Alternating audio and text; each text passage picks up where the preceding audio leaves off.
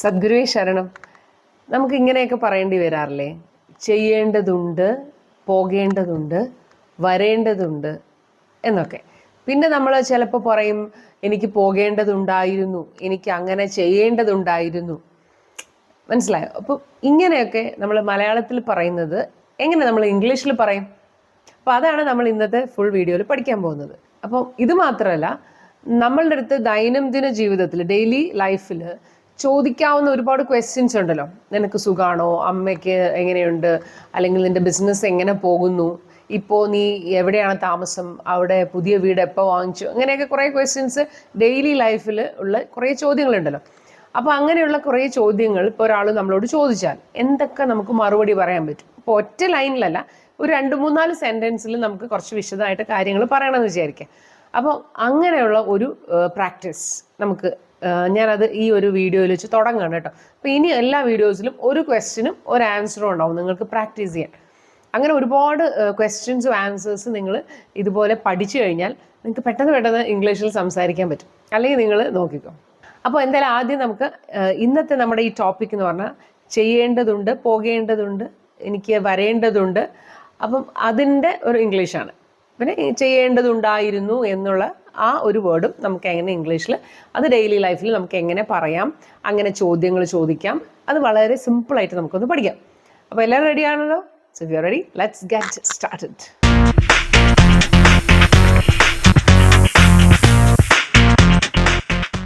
English ഗുരുവിൻ്റെ പുതിയ എപ്പിസോഡിലേക്ക് എല്ലാവർക്കും സ്വാഗതം. ഞാൻ ആശാലത ശ്രീജിത്ത്. ആദ്യമായിട്ടാണ് നമ്മുടെ ചാനലെങ്കിൽ പ്ലീസ് സബ്സ്ക്രൈബ്. ഇഷ്ടപ്പെട്ടാൽ ലൈക്ക് ചെയ്യാനും ഷെയർ ചെയ്യാനും മറക്കരുത്. നിങ്ങൾക്കുള്ള പ്രാക്ടീസ് ക്വസ്റ്റ്യൻസ് ഞാൻ വീഡിയോയുടെ അവസാനം ചോദിക്കും. അപ്പോൾ ശ്രദ്ധിച്ച് കേട്ടിട്ട് അതിനുള്ള ഉത്തരം കമൻറ്റ് ബോക്സിൽ ഇപ്പോൾ തന്നെ ടൈപ്പ് ചെയ്തിടണം. മറ്റൊരു കാര്യം, നമ്മുടെ സ്പോക്കൺ ഇംഗ്ലീഷ് കോഴ്സും ഇംഗ്ലീഷ് ഗ്രാമർ കോഴ്സും ഇപ്പോൾ ലിറ്റററി ഇവൻറ്റ്സ് കോച്ചിങ് സെൻറ്ററും നമ്മൾ നടത്തുന്നുണ്ട്. അപ്പോൾ കുട്ടികൾക്ക് ഏതൊക്കെ ഇവൻറ്റ്സിലാണ് പാർട്ടിസിപ്പേറ്റ് ചെയ്യേണ്ടത്, അവർക്ക് അതിനുള്ള കോച്ചിങ് നമ്മൾ കൊടുക്കുന്നുണ്ട്. അപ്പോൾ ഇതൊക്കെ നോക്കിയിട്ട് എല്ലാ ഡീറ്റെയിൽസും ഞാൻ പോസ്റ്ററിൽ ഷെയർ ചെയ്തിട്ടുണ്ട്. നോക്കിയിട്ട് ഈ നമ്പറിൽ വിളിക്കുക. പിന്നെ സയൻസ് ട്യൂഷൻ 6th സ്റ്റാൻഡേർഡ് മുതൽ 10th സ്റ്റാൻഡേർഡ് വരെ എല്ലാ സബ്ജക്ട്സും നമ്മളിവിടെ ചെയ്യുന്നുണ്ട്. അപ്പോൾ താല്പര്യമുള്ളവർ ഈ നമ്പറിൽ വിളിക്കുക. മാത്രമല്ല, ഇനി 3 മാസം കൊണ്ട് 10th സ്റ്റാൻഡേർഡിലെ കംപ്ലീറ്റ് സിലബസും കവർ ചെയ്യുന്ന ഒരു റിവിഷൻ, ആ ഒരു പാക്കേജ് ഉണ്ട്. മാത്രമല്ല 10 ക്വസ്റ്റ്യൻ പേപ്പേഴ്സും ഇതിനകത്ത് നിങ്ങളെ കൊണ്ട് റിവിഷൻ ചെയ്യിപ്പിക്കും. ഇങ്ങനെയുള്ള 2 പാക്കേജുകൾ അവൈലബിൾ ആണ്. താല്പര്യമുള്ള കുട്ടികൾ ഈ നമ്പറിൽ വിളിക്കുക. അപ്പോൾ നമുക്ക് തുടങ്ങാം. ഈ 3 സെമി മോഡൽ വേർബ്സ് ആണ് നമുക്കിവിടെ ആവശ്യം. Have to, has to, had to. അപ്പോൾ ഇത് ഹാവ് ടു എന്നുള്ളത് ഒരുമിച്ച് തന്നെയുള്ളതാണ് കേട്ടോ. ഇത് 2 വേർഡ്സും ഒരുമിച്ച് എപ്പോഴും ഉണ്ടാവുള്ളൂ. ഇതല്ലാതെയുള്ള ഹാവും ഹാസും ഹാഡും അല്ല. ഇത് have to, has to, had to. ഇതിനൊരു പ്രത്യേക അർത്ഥമാണ്. ഏതെങ്കിലും ഒരു കാര്യം നമ്മൾ ചെയ്യേണ്ടതുണ്ട്, അതായത് നമ്മളത് ചെയ്തേ പറ്റൂ. കാരണം നമ്മുടെ സാഹചര്യം അങ്ങനെയാണ്, നമുക്ക് അങ്ങനെയുള്ളൊരു കടമയുണ്ട്, അല്ലെങ്കിൽ അത് പ്രശ്നമാണ്. ഇപ്പോൾ നിയമപരമായിട്ട് ചിലപ്പോൾ നമ്മളത് ചെയ്യേണ്ടി വരും, അല്ലെങ്കിൽ ഇത് അത്യാവശ്യമാണ്. ചില കാര്യങ്ങൾ നെസസിറ്റി എന്ന് പറയില്ലേ, ചെയ്തേ പറ്റൂ, നോ ഓപ്ഷൻ. അപ്പോൾ അങ്ങനെയുള്ള ഒരു സന്ദർഭങ്ങളിലാണ് നമ്മൾ ഈ വേർഡ്സ് ഉപയോഗിക്കുന്നത്. അപ്പം ഹാഡ് ടു എന്ന് പറയുമ്പം അതിനൊരു ചെറിയ വ്യത്യാസം എന്ന് വെച്ചാൽ എനിക്ക് പോകേണ്ടതുണ്ടായിരുന്നു എന്ന് പറയുന്നതാണ്. അതായത് ഇപ്പം കഴിഞ്ഞ ആഴ്ചയോ അല്ലെങ്കിൽ ഇന്നലെയോ ഒക്കെ എനിക്കിങ്ങനെ ഒരു സ്ഥലത്ത് പോകേണ്ടതുണ്ടായിരുന്നു, അപ്പം ഞാൻ അതുകൊണ്ട് ഇവിടെ സ്ഥലത്തില്ലായിരുന്നു. അപ്പം അത് പാസ്റ്റ് ടെൻസ്. അപ്പം ഇപ്പോഴത്തെ കാര്യമാണെങ്കിൽ ഹാവ് ടു, ഹാസ് ടു. പഴയ കാര്യമാണെങ്കിൽ ഹാഡ് ടു. ഇത് ബേസിക്കലി നമ്മൾ മനസ്സിലാക്കി കഴിഞ്ഞാൽ ഇനി നമുക്ക് സെൻറ്റൻസ് എങ്ങനെ ഉണ്ടാക്കണം എന്നുള്ളതാണ്. വളരെ ഈസി ആയിട്ട് നമുക്ക് പഠിക്കാൻ പറ്റുന്ന കാര്യമുള്ളൂ. പക്ഷെ ഇതിൻ്റെ കൂടെ ഒരു സംശയം എല്ലാവർക്കും വരും. അപ്പം പിന്നെ ഈ മസ്റ്റ് എന്ന് പറയുന്നത് ഐ മസ്റ്റ് ഗോ. ഇപ്പം ഐ ഹാവ് ടു ഗോ എന്ന് പറഞ്ഞാൽ ഞാൻ പോകേണ്ടതുണ്ടെന്നാണ്. ഐ മസ്റ്റ് ഗോ എന്ന് പറഞ്ഞാലോ എനിക്ക് പോകണം. അപ്പം ഇത് തമ്മിൽ എന്താ വ്യത്യാസം? ഐ ഹാവ് ടു ഗോയും ഐ മസ്റ്റ് ഗോയും തമ്മിൽ എന്താ വ്യത്യാസം? ഞാനിത് പറയുന്നതിന് മുമ്പ് അത് നിങ്ങൾക്ക് അറിയാമായിരുന്നെങ്കിൽ അതൊന്ന് കമൻറ്റ് ചെയ്യണം കേട്ടോ. ഐ ഹാവ് ടു ഗോ എന്ന് പറഞ്ഞാൽ എനിക്ക് പോകേണ്ടതുണ്ട് വെച്ചാൽ പല സാഹചര്യങ്ങൾ കാരണം, നിയമപരമായ കാര്യങ്ങൾ കാരണം, പല ആവശ്യങ്ങൾ കാരണം ഞാൻ പോയേ പറ്റൂ, നോ ഓപ്ഷൻ. പക്ഷെ ഐ മസ്റ്റ് ഗോ എന്ന് പറഞ്ഞാൽ അത് എൻ്റെ ഡിസിഷനാണ്, എനിക്ക് പോകണം. അത് വേറെ ആരുടെയും നിർബന്ധം കൊണ്ടല്ല, എനിക്ക് സ്വന്തമായിട്ട് എൻ്റെ ആവശ്യമാണ്. I must go, I must call her, I must see him. അപ്പോൾ എനിക്ക് അവനെ കാണണം, എനിക്ക് അവളെ വിളിക്കണം, എനിക്ക് പോകണം, അത് എൻ്റെ ആവശ്യമാണ്. അപ്പം ഇതാണ് ഹാവ് ടു, ഹാസ് ടുവും മസ്റ്റും തമ്മിലുള്ള വ്യത്യാസം. അപ്പോൾ ഇനി നമുക്ക് സെൻറ്റൻസുകളിലേക്ക് പോവാം. ഞാൻ ആദ്യം മലയാളത്തിൽ പറയാം, അപ്പം നിങ്ങളത് ഇംഗ്ലീഷിലൊന്ന് പെട്ടെന്ന് പറഞ്ഞു നോക്കണം. എന്നിട്ട് ഞാൻ ആൻസർ പറയുമ്പോൾ അത് കറക്റ്റ് ആയോ നോക്കണേ. എനിക്ക് ഹോംവർക്ക് തീർക്കേണ്ടതുണ്ട്. I have to finish my homework. Easy അല്ലേ? അവൾക്ക് ഡിന്നർ കുക്ക് ചെയ്യേണ്ടതുണ്ട്. She has to cook dinner. She has to cook. അപ്പോൾ ഇവിടെ ഷീ വന്നതുകൊണ്ട് ഹാസ് ടു. ആ നിയമം നിങ്ങൾക്ക് എല്ലാവർക്കും ഓൾറെഡി അറിയാമായിരിക്കുമെന്ന് ഞാൻ വിചാരിക്കുകയാണ്. കാരണം ഐ യു വി ദയുടെ കൂടെ ഹാവ് ടുവും ഹി ഷീ ഇറ്റ് സിംഗുലർ ആയിട്ടുള്ള നൗൺസിൻ്റെ കൂടെ ഹാസ് ടു ആണല്ലോ. അപ്പം അതുകൊണ്ട് ആ ഒരു കാര്യം നമ്മൾ അറിഞ്ഞ് യൂസ് ചെയ്തോളാം. ഇനി ഞങ്ങൾക്ക് ബസ്സിന് വേണ്ടി വെയിറ്റ് ചെയ്യേണ്ടി വന്നു.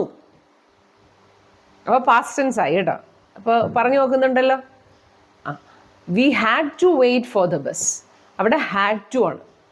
V had to wait for the bus. ഇനി അവൾക്ക് ബസ്സിന് വേണ്ടി വെയിറ്റ് ചെയ്യേണ്ടി വന്നു.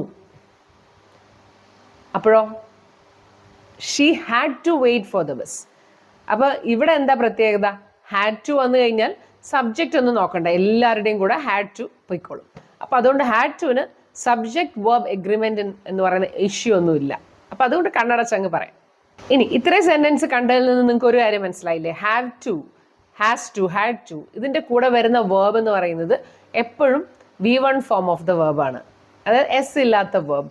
Have to go, has to do, have to come, has to call. ശ്രദ്ധിച്ചില്ലേ?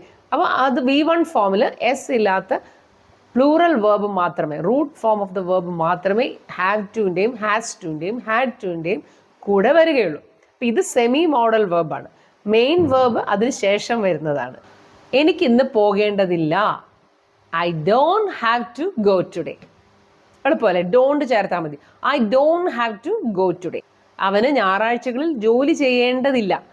അപ്പം നെഗറ്റീവ് ആക്കുമ്പോൾ നമുക്ക് ഹി ഡസൻറ്റ് എന്നും കൂടെ ചേർക്കണം. അപ്പം ഹീക്ക് മാച്ച് ഡസൻറ്റ് ആയതുകൊണ്ട് he doesn't have to work on Sundays. അവിടെയും ഹാവ് ടു തന്നെ വരുള്ളൂ. കാരണം എന്തെന്നറിയോ? ഹി ആണെങ്കിലും അവിടെ ഹാവ് ടു വന്നതിൻ്റെ കാരണം ആ ഇടയിൽ ഡസൻറ്റ് വന്നതുകൊണ്ടാണ്. അപ്പോൾ he doesn't have to work on Sundays. അവർക്ക് അതിന് പേ ചെയ്യേണ്ടി വന്നില്ല. അപ്പോൾ അതെന്താണ്? പാസ്റ്റ് ടെൻസ് ആണ്. പാസ്റ്റ് ടെൻസ് വരുമ്പോൾ ഡിഡിൻറ്റ് ചേർക്കണം, നെഗറ്റീവ് ആക്കാൻ. ദേ ഡിഡിൻറ്റ് എന്നിട്ട് have to. They didn't have to pay for it. അവർക്കത് പേ ചെയ്യേണ്ടി വന്നില്ല. ഇനി നമുക്ക് ക്വസ്റ്റ്യൻ ആയിട്ട് ഇത് എങ്ങനെ ചോദിക്കാൻ നോക്കാം. അപ്പോൾ ക്വസ്റ്റ്യൻസ് ചോദിക്കണമെങ്കിൽ ഒന്നുകിൽ ഡു അല്ലെങ്കിൽ ഡസ് അല്ലെങ്കിൽ ഡിഡ്. പ്രസന്റ് ടെൻസ് ആണെങ്കിൽ ഡു അല്ലെങ്കിൽ ഡസ്, പാസ്റ്റ് ടെൻസ് ആണെങ്കിൽ ഡിഡ് എന്ന് തുടങ്ങിയിട്ട് അതിൻ്റെ കൂടെ സബ്ജക്റ്റ് ചേർത്തിട്ട് ഹാവ് ടു ചേർക്കുക. ഇതാ നോക്കിക്കോളൂ. നിനക്ക് എന്നും യാത്ര ചെയ്യേണ്ടതുണ്ടോ? Do you have to travel every day. അവൾ നേരത്തെ എഴുന്നേൽക്കേണ്ടതുണ്ടോ? ഡസ്. അവളായതുകൊണ്ട് ഷീ ആയിരിക്കുമല്ലോ. അപ്പോൾ അതനുസരിച്ച് ഡസ് ആദ്യം കൊണ്ടുവരിക. Does she. Does she. ഇപ്പം ഡസ് വന്നതുകൊണ്ട് പിന്നെ നമ്മൾ ഹാസ് കൊണ്ടുവരത്തില്ല. ഷീക്ക് മാച്ച് ചെയ്ത് ഹാസ് വേണ്ട. ഡസ് വന്നതുകൊണ്ട് have to. Does she have to wake up early. അവൾക്ക് നേരത്തെ എഴുന്നേൽക്കേണ്ടതുണ്ടോ? അവർക്ക് കുറേ നേരം കാത്തു നിൽക്കേണ്ടി വന്നോ? അപ്പോൾ പാസ്റ്റ് ടെൻസ് ആണെന്ന് നമുക്ക് മനസ്സിലായി. അപ്പോൾ നമ്മൾ did. Did they have to wait long.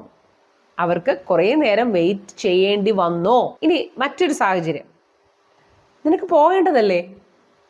അല്ലേ? ഇങ്ങനെ നമ്മൾ മലയാളത്തിൽ ചോദിക്കാറില്ലേ? അപ്പോൾ അതെങ്ങനെ ഇംഗ്ലീഷിൽ ചോദിക്കും? You have to go, don't you. അവിടെ ക്വസ്റ്റ്യൻ ടാഗാണ് ഡോണ്ട് യു. യുവിൻ്റെ കൂടെ നമ്മൾ ഡോണ്ട് ആണല്ലോ നെഗറ്റീവ് ആക്കാൻ ഉപയോഗിച്ചത്. അപ്പോൾ അത് ഓർത്ത് വെച്ചാൽ മതി. അപ്പോൾ ഇവിടെ വരുമ്പോഴും you have to go, don't you. അല്ലേ? അവൾക്ക് പഠിക്കേണ്ടതില്ലേ? She has to study, doesn't she. അല്ലേ? അവൾക്ക് പഠിക്കണ്ടേ? അവർക്ക് നേരത്തെ പോകേണ്ടി വന്നു. They had to leave early, didn't they. അപ്പോൾ ഇവിടെ ശ്രദ്ധിക്കേണ്ടത് ക്വസ്റ്റ്യൻ ടാഗ് ചോദിക്കുമ്പോൾ have to, has to, had to വരുന്ന സെൻറ്റൻസിൽ ഡോണ്ട്, ഡസൻറ്റ് അല്ലെങ്കിൽ ഡിഡിൻറ്റ് ആയിരിക്കും. ഇനി നമുക്ക് കുറച്ച് കോൺവെർസേഷൻ നോക്കാം. Do you have to work tomorrow? Yes, I have to finish my project. അതെ, എനിക്ക് എൻ്റെ പ്രോജക്റ്റ് ഫിനിഷ് ചെയ്യേണ്ടതുണ്ട്. Did you have to wait long for the bus? നിനക്ക് ബസ്സിന് വേണ്ടി കുറേ നേരം കാത്തു നിൽക്കേണ്ടി വന്നോ? Yes, I had to wait long for the bus. അതെ, എനിക്ക് കുറേ നേരം കാത്തു നിൽക്കേണ്ടി വന്നു. You look tired. നിന്നെ കണ്ടാൽ ഭയങ്കര ക്ഷീണിച്ചിരിക്കുന്നു. Yes, I had to work overtime yesterday. എനിക്ക് ഇന്നലെ ഓവർ ടൈം നിൽക്കേണ്ടി വന്നു. I had to work overtime yesterday. നിങ്ങൾക്കുള്ള പ്രാക്ടീസ് ക്വസ്റ്റ്യൻസ് ആണ് ഇനി. അതിനുശേഷം ഞാൻ ആദ്യം പറഞ്ഞ ആ ഒരു ക്വസ്റ്റ്യനും ആൻസറും ഇത് നന്നായിട്ട് പറഞ്ഞ് പ്രാക്ടീസ് ചെയ്യാനുള്ളതാണ് കേട്ടോ. ഇംഗ്ലീഷ് പ്രാക്ടീസ് ചെയ്യാൻ പറ്റിയ അടിപൊളി ക്വസ്റ്റ്യനും ആൻസറും ആയിരിക്കും ഇത്. അവൾക്ക് എന്നും സ്കൂളിൽ പോകേണ്ടതുണ്ട്. ഞങ്ങൾക്ക് പൈസയൊന്നും പേ ചെയ്യേണ്ടതില്ല. അവൾക്ക് എന്നും സ്കൂളിൽ പോകേണ്ടതുണ്ട്. ഞങ്ങൾക്ക് പൈസ പേ ചെയ്യേണ്ടതില്ല. അപ്പം ഇന്നത്തെ ക്വസ്റ്റ്യൻ ആൻസർ ഇതാണ്. What about your future in career? നിങ്ങളുടെ ജോലിയിൽ നിങ്ങളുടെ ഭാവി അതെങ്ങനെയാണ്? എന്താണ് നിങ്ങൾ അതിനെക്കുറിച്ച് കരുതുന്നത്? എന്താണ് നിങ്ങളുടെ plan? 100 questions under the sun എന്നുള്ള ഒരു വീഡിയോ ഞാൻ കുറച്ച് മുമ്പ് അപ്ലോഡ് ചെയ്തിട്ടുണ്ട്. അതിൽ ഇതുപോലെയുള്ള ഒരു 7 ക്വസ്റ്റ്യനും ആൻസറും ആണ് ആ ഒരു വീഡിയോയിലുള്ളത്. അപ്പം ഇനി മുതൽ ഞാൻ എല്ലാ വീഡിയോസിലും ഓരോ ക്വസ്റ്റ്യനും ആൻസറും ഇതുപോലെ ഇൻക്ലൂഡ് ചെയ്യും. അപ്പോൾ നിങ്ങൾക്ക് പ്രാക്ടീസ് ചെയ്യാനുള്ള ക്വസ്റ്റ്യൻസ് പതുക്കെ പതുക്കെ ഇങ്ങനെ കിട്ടും. മാത്രമല്ല ആ 100 questions-ന്റെ പാർട്ട് 2 അങ്ങനെ അത് നമ്മൾ അല്ലാതെയും നമ്മൾ അപ്ലോഡ് ചെയ്യുന്നതാണ് കേട്ടോ. അപ്പോൾ അതെല്ലാവരും കണ്ട് പഠിക്കണം. കാരണം ഇംഗ്ലീഷ് സംസാരിക്കാൻ ആഗ്രഹിക്കുന്നവർക്ക് ഒരു ഷോർട്ട് കട്ടായിരിക്കും ഈ ക്വസ്റ്റ്യൻ ആൻസേഴ്സ്. അപ്പോൾ ഒരാൾ നിങ്ങളുടെ അടുത്ത് ചോദിക്കുകയാണ് what about your future in career? Career എന്നാണ് കേട്ടോ ആൻസർ. നിങ്ങൾക്ക് പറയാം I am planning to pursue specialization in my field. എൻ്റെ മേഖലയിൽ കുറച്ചുകൂടെ സ്പെഷ്യലൈസേഷൻ അത് ചെയ്യണം, തുടർന്ന് ചെയ്യണം. അപ്പോൾ പെർസ്യൂ എന്ന് പറഞ്ഞാൽ നമ്മൾ എന്തെങ്കിലും ഒരു കാര്യം ചെയ്യുക എന്നുള്ളതാണ് അർത്ഥം. പെർസ്യൂ ചെയ്യുകയാണ്. ഞാൻ ഇപ്പോൾ എൻ്റെ ഡിഗ്രി പെർസ്യൂ ചെയ്യുകയാണെന്ന് വെച്ചാൽ ഡിഗ്രി ചെയ്തുകൊണ്ടിരിക്കുകയാണ്, അത് ഫോളോ ചെയ്യുകയാണെന്നാണ് അർത്ഥം. അപ്പോൾ എനിക്ക് എൻ്റെ ഫീൽഡിൽ സ്പെഷ്യലൈസേഷൻ തുടരണം എന്നാണ് ഞാൻ പ്ലാൻ ചെയ്യുന്നത്. I have been attending some workshops. ഞാൻ കുറച്ച് വർക്ക്ഷോപ്പുകൾ അറ്റൻഡ് ചെയ്തുകൊണ്ടിരിക്കുകയാണ്. കുറച്ച് നാളായിട്ട് പല പല വർക്ക്ഷോപ്പുകൾ അതിനുവേണ്ടി അറ്റൻഡ് ചെയ്തുകൊണ്ടിരിക്കുന്നു, ഇപ്പോഴും കണ്ടിന്യൂ ചെയ്യുന്നു. അതാണല്ലോ ഹാവ് ബീൻ അറ്റൻഡിങ് എന്ന് പറയുന്ന പ്രസൻറ്റ് പെർഫെക്റ്റ് ടെൻസിൻ്റെ ഉപയോഗം. അപ്പം I have been attending some workshops and some online courses to upgrade my skills. കുറച്ച് ഓൺലൈൻ കോഴ്സുകളും ഞാൻ എൻ്റെ സ്കില്ലുകൾ, എൻ്റെ കഴിവുകൾ, ചില മേഖലയിൽ ഉള്ള പ്രത്യേക കഴിവുകളാണ് സ്കിൽസ് എന്ന് പറയുന്നത്.